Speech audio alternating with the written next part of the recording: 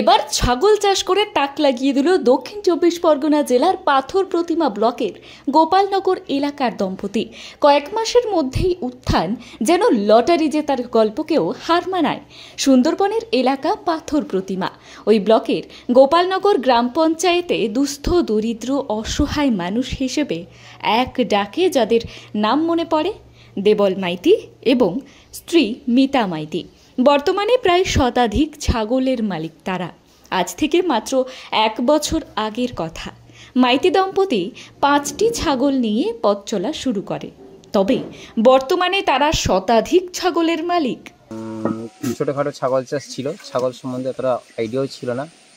আমি recent training রামকৃষ্ণের মাধ্যমে ট্রেনিং পেয়ে আমি অনেকটা জেনেছি, ফলে আমার ফার্মটা আগের থেকে অনেক ভালো হয়েছে এবং ডাক্তার ডাকি না, নিজেই টুকটাক চিকিৎসা করছি। আর ছাগল আমার ভালো আছে এবং ছাগলের সংখ্যাও বেড়েছে, ছাগল রোগ জ্বালাও কমে গেছে অনেকটা।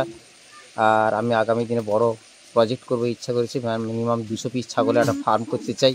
এখন কত পিস ছাগল? এখন আমার 50 পিস ছাগল আছে এবং আমি নিজস্ব খাবার তৈরি করি, আমার ভুট্টার চাষ আছে, আমি চাষও করি। আর সেই মতো আমার ফার্মটাকে এগিয়ে নিয়ে যাবো। রামকৃষ্ণ মশাই আমার পাশে আছে।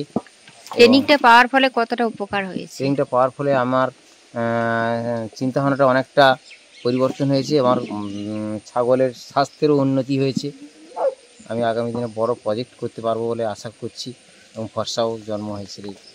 বর্তমানে ব্ল্যাক বেঙ্গল, বিটল, যমুনাপারি, বারবারি, সিহরি নামক প্রজাতির ছাগল চাষ করে মাসিক প্রায় 40,000 টাকা লাভের মুখ দেখেছে দম্পতি।